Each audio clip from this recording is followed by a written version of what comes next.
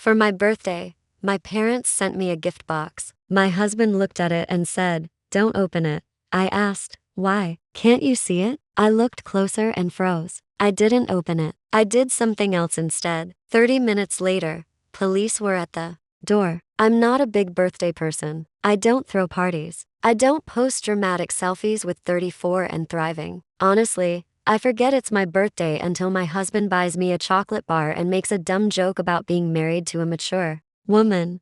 That's enough celebration for me. So when my phone rang the day before my birthday and my mom was on the line sounding like someone had injected syrup directly into her carotid artery, I already knew something was off. "Oh, sweetheart, we sent you a little surprise. It should arrive right on time." Right on time. Like my parents had ever been on time for anything that didn't involve my sister. So I played along. I said, "Oh, okay, thanks." She giggled.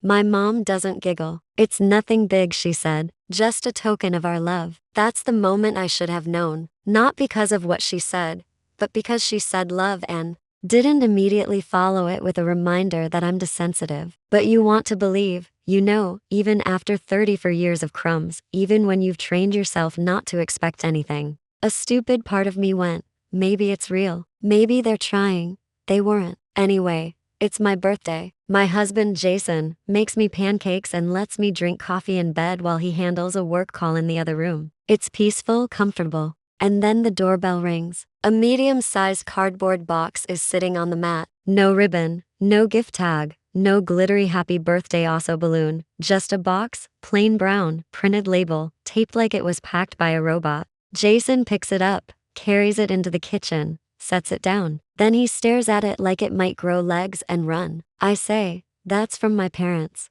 He doesn't say anything. "Mom called yesterday, said they were sending me a gift." Still nothing. "Then don't open it." I laugh. "Why? You think it's cursed?" Jason doesn't laugh. He nods at the label. So I look. Really? Look. No handwriting anywhere. Not on the label. Not inside the seams. Just a printed shipping tag with my name and address. The return address. A P.O. box. Not their street.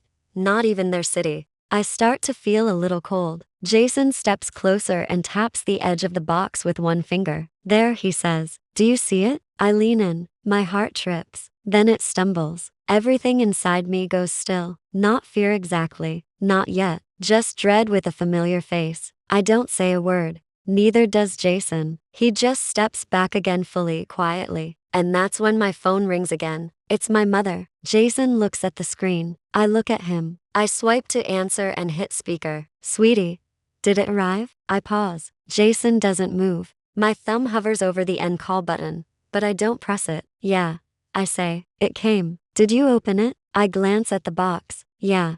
I lie. "I opened it. It's beautiful. Thank you." "Oh, sweetheart. We just wanted to remind you how much we love you. You're a girl. Don't ever forget that." My stomach drops. Because my mom has never said that. Not when I graduated. Not when I got married. Not when I cried on her couch after a miscarriage 2 years ago. Jason looks at me. I shake my head slightly. "Well," she says all sing-songy, "we just thought you deserve something nice. You're so strong. You always have been." Then she hangs up. I don't say anything for a while. Neither does Jason. The box sits between us like it's watching. "I hate how nice she was," I say finally. "I know," Jason says. "She only calls me sweetie when she's about to lie." I know. And they never send gifts. Not even at Christmas. Remember that one time they gave my sister a Peloton and me a scented candle from the gas station? Jason laughs. I think the candle was used. I think it was expired. We stand there a while longer. I want to throw the box out the window, but also set it on fire, which is sort of contradictory, but so is my family. Eventually, I sit down. Jason makes tea. The box stays on the counter. We don't open it. We don't even touch it again. It just sits there taking up space, saying nothing, saying everything. 30 minutes later, there's a knock at the door. It's not a neighbor. It's not Amazon. It's a uniform. "Are you Russo?" I nod. "We've received a report about a package delivered to this address. Do you mind if we come in and ask a few questions?" And that's where I'll stop for now because the box is still there, and so is everything that came with it. To understand how we got here, you need to understand my life, or at least you need to understand Ellie. Ellie is my younger sister. Younger by 3 years, but lighter by about 1,000 emotional pounds. If I'm duty, she's delight. If I'm the one who remembers everyone's birthdays, Ellie is the one who just can't deal with that kind of pressure right now.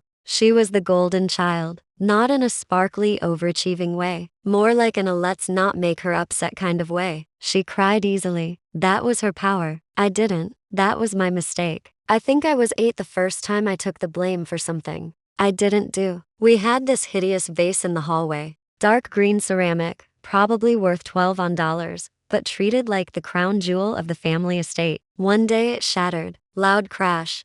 Big mess. Ellie was standing over it, bottom lip trembling like a cartoon. I remember walking into the hallway and just knowing what was about to happen, like a reflex. When Mom showed up and started yelling, Ellie pointed at me. Riso did it just like that. No warm up, no eye contact, just betrayal, clean and cold. I hadn't touched the stupid thing. I hadn't even walked past it. But I said nothing because I was older, because she was crying, because I knew how this movie ended. Mom looked at me like I was a disappointing puzzle she couldn't put back in the box. Well, you're the big sister. You should have been watching her. I got sent to my room. Ellie got a popsicle and that was that. Another time, I think I was 12. Ellie borrowed my favorite sweater, wore it to school, got paint on it during some creative moment in art class, and then blamed me for not telling her it was special. Mom just nodded like that made sense. Why didn't you hide it better, Riso? You know she's still learning boundaries. That sweater had been a gift from my grandmother. Ellie never apologized. She said I overreacted. Then she cried. Then she got ice cream. And I learned again, truth doesn't get you comfort. Tears do. By the time we were adults, we weren't so much sisters as two people who grew up in the same house and tried to keep the peace whenever our parents were in earshot. Ellie didn't go to college. She did a yoga certification, sold essential oils for 3 months, made a spiritual art Instagram that was actually just reposted Etsy screenshots and photos of her holding coffee mugs on beaches. Somehow, none of it ever failed. It just evolved. That's what my parents said. She's finding her way. She's got such a creative soul. Not everyone fits the mold, Riso, which is hilarious, because I never wanted Ellie to fit the mold. I just wanted her to pay back the $600 she borrowed to launch her failed bath bomb line, but I didn't say that. I just watched from a safe, emotional distance as she failed upwards with my parents cheering in the background. About a year ago, I got a call from Mom. She wanted to take me to lunch. Just me, I asked. She said it like a treat, like I should be grateful. We met at this farm-to-table place she always pretended to love, but secretly called overpriced. Ellie was already there sipping a kale smoothie and looking like a discount lifestyle blogger. They were friendly, too friendly. We ordered small talk. Then Ellie hit me with it. So, I was wondering, would it be okay if I used your name and address for something? Just for a business account, for this little art thing I'm working on. It's not shady or anything. It's just easier because I'm kind of between leases and you're so stable. That word stable, it always meant the same thing. Boring, predictable, easy to pin things on. Mom jumped in. We just thought it made sense. You're good with paperwork and it's just temporary, really. I didn't get angry. I didn't even hesitate that long. I just said no, calm, quiet, absolute. Ellie blinked. She smiled too quickly. Hey, well, that's okay. Lunch ended early. After that, the freeze-out started. Not dramatic, just a gradual colder, drier kind. The Christmas invite got lost. My dad sent a passive-aggressive email about not supporting family projects. Ellie unfollowed me on Instagram. I didn't even notice until a friend pointed it out. I told myself I didn't care, but I did. I think a part of me thought they'd come back around, that they'd respect the boundary, that saying no wouldn't make me the villain. Instead, they just moved on without me, which was honestly fine. Quiet is better than chaos. And I've built a pretty peaceful life. A quiet house, a kind husband, no one screaming, no one crying on command, no vases smashed in the hallway. But when that box landed on my doorstep on my birthday of all days, something in me knew. This wasn't random. They weren't being kind. They were being careful. Jason tapped the edge of the box. There, do you see it? I leaned in. My heart tripped.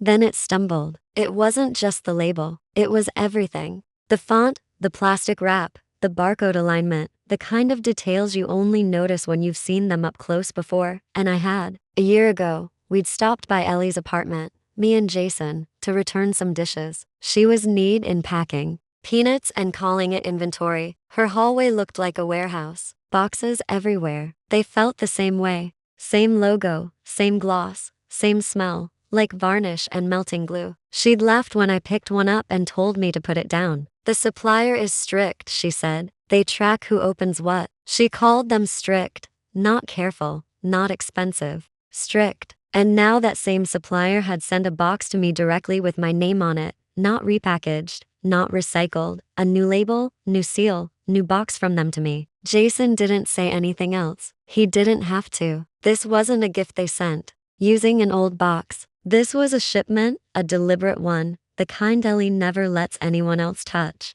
And somehow it landed on my kitchen counter. I didn't speak because there wasn't a single thing I could say that didn't taste like betrayal. After I saw the packaging, I already knew. Then came the call. My mother, syrupy and soft, asking if I'd received our little gift. I told her yes. Told her I opened it. Told her it was beautiful. I hadn't. Jason stood next to me in the kitchen, arms crossed. I picked up my phone, tapped record, and set it on the counter beside me. Not out of instinct, not out of paranoia, because I'd already seen the box, because I knew what this was. They weren't sending me a gift. They were sending me a problem with my name already printed on it. The knock came less than half an hour later. I opened the door to a uniformed officer, polite and expressionless in that practiced way. Are you Russo? I nodded. We received a report regarding a suspicious package delivered to this address. Would you mind if we came in and had a look? Jason stepped into view behind me. I opened the door wider. Sure, I said.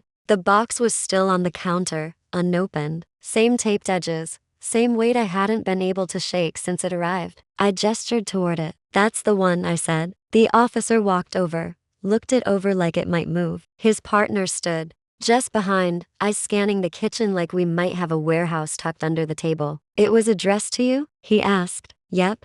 Birthday present from my parents. You've opened it? No, he nodded once. Would you mind if we opened it? Go ahead. They were methodical. Gloves, box cutters, everything by protocol. The flap peeled back with a dry sound. Inside, bubble wrap, decorative pieces, the kind of soulless things people overpay for when they want to look cultured, a few little figurines, a certificate of authenticity, and a shipping slip with my name, of course. One officer scanned a QR code on the bottom of a piece. He glanced at his partner. They exchanged a look I couldn't quite read. Do you know what these are? The first one asked. I mean, they look like art kind of, I said. Do you know where they came from? I shook my head. I told you my parents sent it to me as a gift. Do you have proof of that? I picked up my phone and played the recording. My mother's voice came through, bright and hollow. Did you get our little gift? We just wanted to show you how much we love you. You're our girl. I stopped it there. It was enough. The officer nodded. We're going to take this with us. You're not being charged at this time,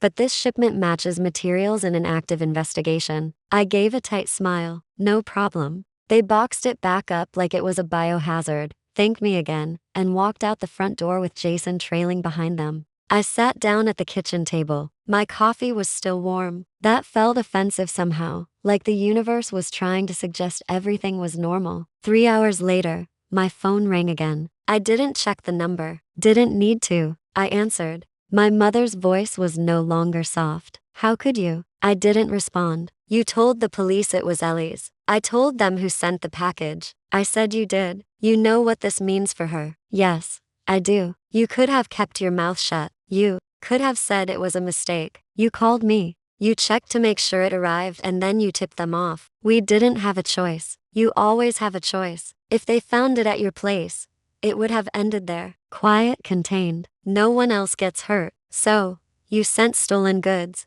to my house in my name and hoped I'd be dumb enough to open them. Silence. Then my father's voice came in, low measured. We thought they'd seize the items and move on. We didn't think they'd trace it back this far, but you thought they'd trace it to me. Riso, you're stronger. You've always been stronger. He used my name. You used my house. Ellie's not built for this. And I am. You don't have kids. You'd bounce back there. That was the reason. That was always the reason. You've always been the cold one, my mother said. And now look what you've done. I didn't answer. I ended the call. Jason came back into the room, a cup of tea in each hand. He sat one down in front of me and didn't ask anything. I looked at the counter. The space where the box had been felt like a scar. They really thought I'd open it, I said. Jason sat down across from me. They really did, he said. And that was all there was to say. A week after the police took the box, the detective called me again. I was halfway through a bowl of cereal. Jason had just left for work. The sun was doing that nice warm window thing. You know when things feel like they might be okay again. Then my phone lit up. Unknown number. Of course. Ro. Do you have a few minutes? For what? Why not burn it down before breakfast? We need to confirm something. Your name appears on multiple documents related to the business your sister operated. Have you ever registered a business under your name? No. Have you ever listed yourself as a co-owner or manager for any company tied to art sales, resale platforms, or international supply chains? I actually laughed. I once tried to sell a bookshelf on Facebook Marketplace. That's as far as my entrepreneurship goes. He didn't laugh, not even a pity chuckle. There's a digital signature filed with your name, and a business email address attached to a now suspended account. Let me guess, resor73@catchyartmail.com. It ends in .designs. Of course it does. Would you mind looking at the digital signature? He sent it over. It took about 3 seconds to confirm what I already knew. It wasn't mine. I mean, it was my name, sure, just not in my handwriting. Like someone tried to imitate it after glancing at the back of a birthday card once. Is that your signature? No. Do you recognize this email? No. Could your sister or parents have had access to any of your old documents? I paused. Yes, years ago. Tax stuff. ID copies. I used to trust them. That was the last time I said that sentence. Out loud, past tense and everything. He walked me through what they'd found or tried to. Anyway, my brain turned some of it into static. A business license filed under my name, my old address listed as the official return center, digital trail pointing back to Ellie's devices, supplier contracts, payment links, and a full-blown fake email account pretending to be me. You've technically been listed as a silent partner for over a year, he said. I wanted to say something sharp, something clever, but all I managed was, of course I have. He asked if I'd be willing to provide a written statement confirming that I never authorized any of it. I said yes. I sent it over that afternoon. I even included a copy of my actual signature for comparison, just in case anyone needed help playing spot the fraud. He thanked me for my cooperation and said they'd follow up if they had further questions. That was it. He didn't tell me what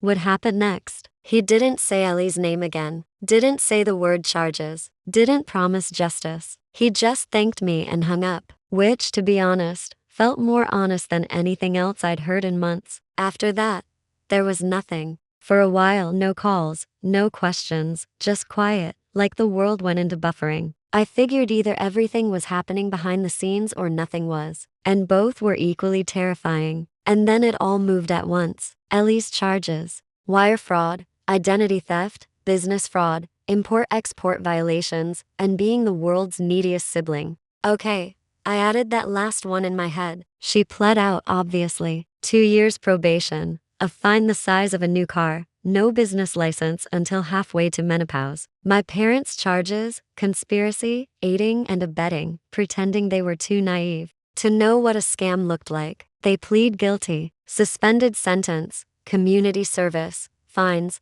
their names in the public record. No hiding behind we're just her parents anymore. I didn't go to the hearing. I didn't need to see Ellie cry in a beige cardigan while my mother squeezed her hand like she was the one on trial for being a misunderstood genius. But I read the transcript. My name was mentioned 12 times. No apologies. Not once. Then, because life apparently still had jokes left to tell, they asked to meet. No Ellie this time. Just the two of them. A peace talk over burnt coffee. They picked a cafe near the courthouse. I showed up 10 minutes late and ordered the most overpriced pastry on the menu just to make a point. They were already seated. My mother looked like she was trying to figure out what expression would make me feel guilty fastest. I didn't sit right away. We didn't know. She used your name, she said. You didn't ask either. She said it was just for shipping. Yeah, because that's how fraud works. You just ship it somewhere new and hope no one asks questions. My dad cleared his throat.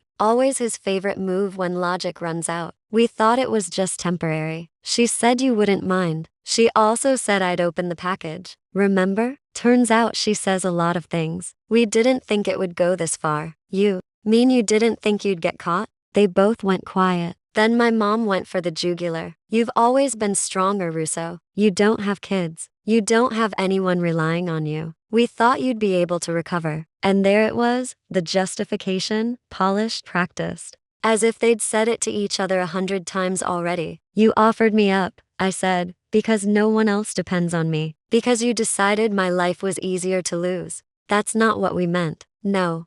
That's exactly what you meant. I wasn't even angry anymore. Just done. I stood up. My coffee was still half full. I didn't take it with me. I hope you both enjoy your community service, I said. Maybe you'll finally learn what real work looks like. That night, I blocked them, deleted every contact, cleared every backup, removed their names from everything that still had an emergency number listed. Gone. Not out of spite, just out of necessity. They don't get access to me anymore. Not even the version they made up. The next morning, Jason brought me coffee. We sat in the kitchen, quiet sunlight pouring in like it belonged to us. You okay? He asked. I sipped. I'm done.